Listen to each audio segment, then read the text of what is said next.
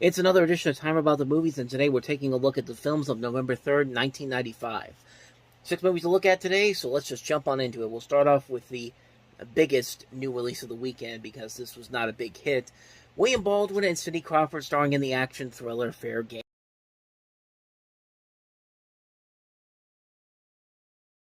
Well, I think we should start with the elephant in the room, obviously, and that is Cindy Crawford starring in this movie. When this movie came out, she was offended by what people were saying, rejecting the possibility that she could be a lawyer, saying, and I quote, "I thought we'd gotten over the idea that if someone is beautiful, they must be stupid."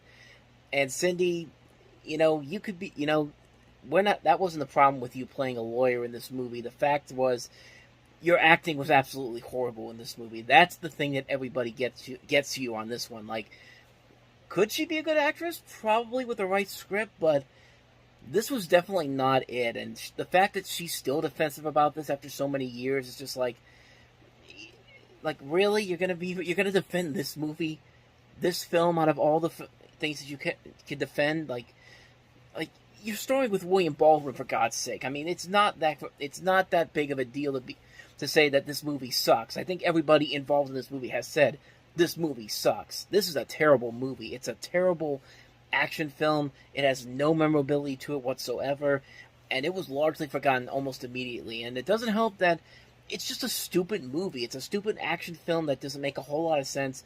Like, even if you got some of these other names that they had involved in this, like Sylvester Stallone was going to be in this at one point, Gina Davis was going to be attached to it at one point, Julianne Moore, Brooke Shields, like, these are talented people, but they also had a lot of problems behind the scenes, and you can see immediately. The film was actually cut by Warner Brothers because the test audiences didn't like the film. They had a part where Elizabeth Pena in it, who was cut from the trailer altogether.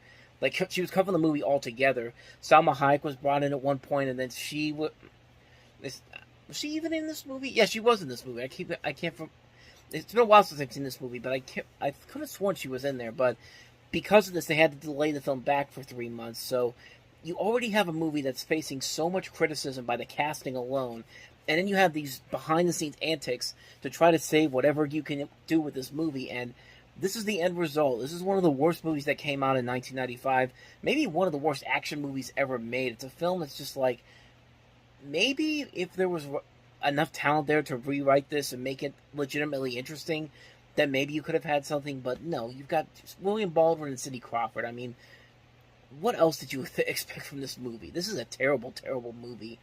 What more can I say? Fair game. It's unfair that you have to see this movie if you have to at some point. But anyway, let's get to a much better movie that came out this weekend. This is Holly Hunter starring alongside some notable names in here: Dylan McDermott, Robert Downey Jr., Charles Durning, and Bancroft. This is Jodie Foster's Home for the Holidays.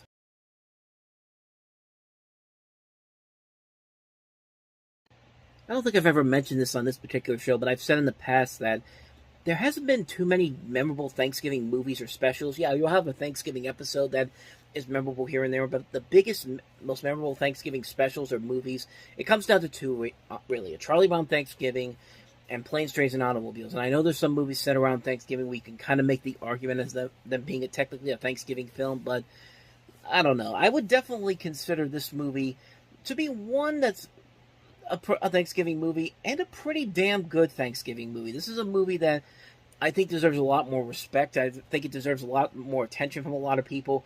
It's a really, really great movie, and coincidentally, this past Christmas, during the Freeform's 25 Days of Christmas, they actually showed this movie on there in the rotation, and so maybe there is an audience building for this movie, and really, I think it's rightfully deserved. This is actually a really, really good movie. Not only do you see Jodie Foster showing her abilities as a director, you also have a strong cast that works incredibly well in here. Like I mentioned, Holly Hunter, Robert Downey Jr., Anne Bancroft, Charles Durning, Dylan McDermott, Geraldine Chaplin, Steve Guttenberg, Cynthia Stevenson, Claire Danes, Austin Pendleton, David Strathairn.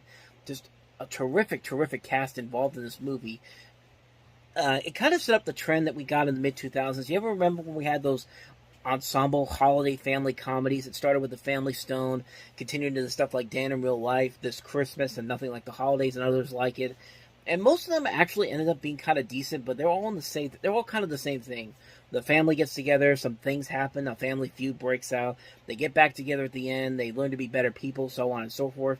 It's very predictable, but usually when you have the right actors to make it work, you can usually get past those problems in those movies. And here it's much the same thing. The performances are excellent in this. The cast is very good. The film does move very much afloat. Like, it does move at a smooth enough pace. There are surprisingly a lot of really funny moments in here that I think work much better than in most ensemble comedies like this. It has a very predictable story, but honestly, it works just enough to where it's very harmless. It's not really anything terrible or anything, but like I said, of the ensemble family comedies set around the holidays, this is probably one of the far more enjoyable ones, boasted by that strong cast, great funny moments.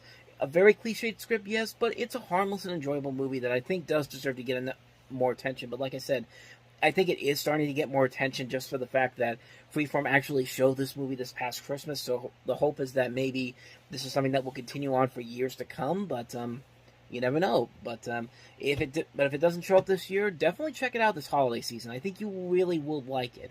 Home for the Holidays, I highly recommend it. So let's move on to the next movie, and that is Christina Ricci and Anna Chlumsky starring in Gold Diggers: The Secret of Bear Mountain.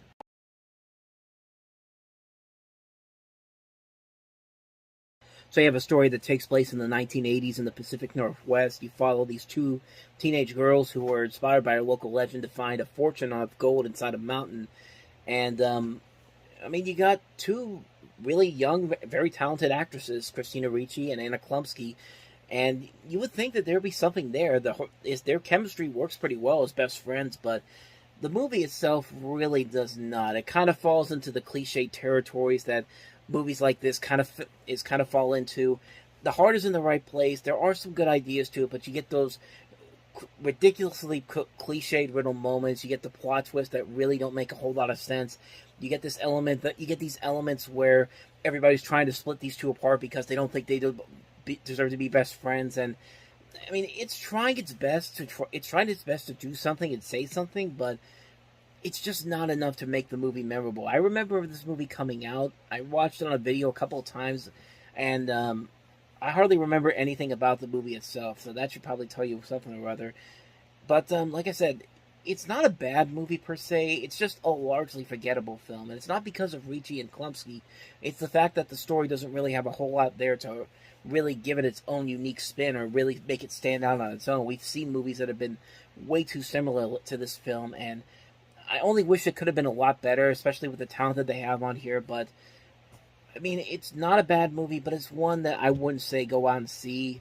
Even if you're a big fan of these two actresses, it's not that great of a movie overall. But so that's just my quick thoughts on that one. Let's move on to the next movie, and that is Leonardo DiCaprio in Total Eclipse.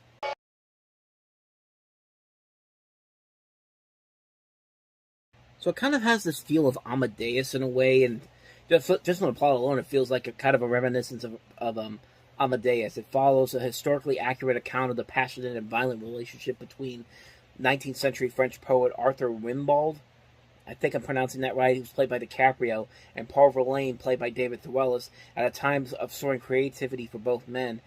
And maybe that was part of the reason why this movie doesn't have that much of a memorability factor to it. I think if you go on Rotten Tomatoes, it doesn't have the best reviews. It's got like a 22% on there. And like I said, it definitely has a feel of like a trying to becoming the next Amadeus, but Amadeus did this kind of a story a little bit better. I don't know for sure because I haven't seen the movie. I barely even heard of it until now, but I mean, this director has made some great films. Europa, The Secret Garden. So the possibilities are there for maybe something special, but I don't see anything. I don't truly see anything here that would make me want to see it, but maybe I'm wrong on this one. But like I said, I don't really know too much about this one. I haven't seen it, so I can't really say too much about it. So that's Total Eclipse for you. So let's move on to the next movie, and that is The Kingdom.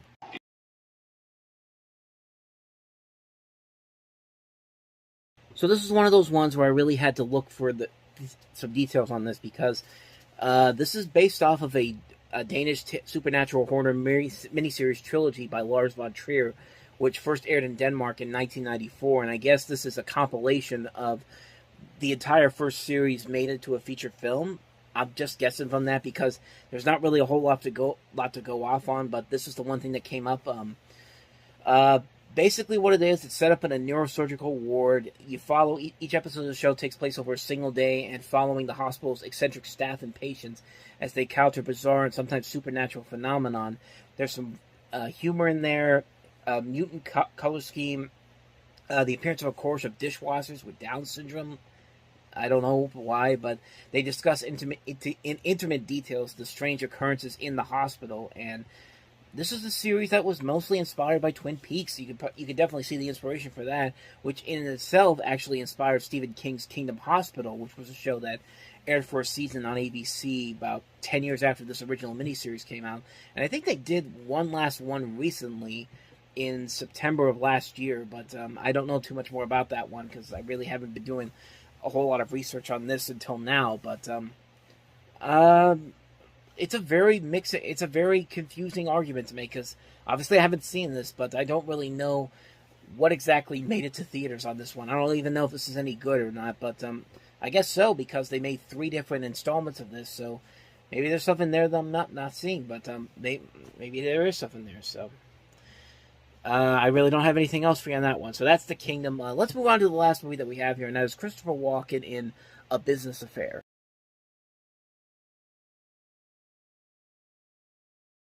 I mean, this definitely feels more like a Christopher Walken movie than Prophecy did, which we looked at earlier in the year. But, I mean, he gets to do his tango routine in this movie, and you see the performance that he gets in this. He's clearly having the time of his life making this movie. With that said, I haven't seen it, so I can't really say too much about it, but that trailer definitely has me very excited because this looks like classic Christopher Walken, the fun Christopher Walken that you used to see, that you go to a movie to see whenever he's in it. Like, he just really doesn't care what he's doing as long as he's entertaining people, and sure enough, this definitely looks like a movie where he's having a really good time playing this role. He also stars with Jonathan Pryce and Carol Bouquet. Tom Wilkinson's also in here as well, so it could be something pretty fun. I mean, just to that fact that Christopher Walken looks like he's having the time of his life, that makes me want to see this. So if I ever see it one day, I might definitely check it out. So if I ever see it to buy or see if it's available, I would definitely check it out in a heartbeat. This looks like a ton of fun. So, yeah. So that is Business Affairs. And so on that note, we wrap up another edition of Time About the Movies with only 3 movies to look at next time around, the biggest one being Jim Carrey's sequel to Ace Ventura: Pet Detective, Ace Ventura: When Nature Calls. We also have the period piece Carrington, and also The Journey of August King. So we'll look at those 3 movies next time. But until then, thank you very much for watching, and if you want to see more videos like this, please hit the playlist on the next page, check out the previous episode, and I will see you guys tomorrow for another episode. So thank you for watching, I will see you next time, and until then, as always, take care.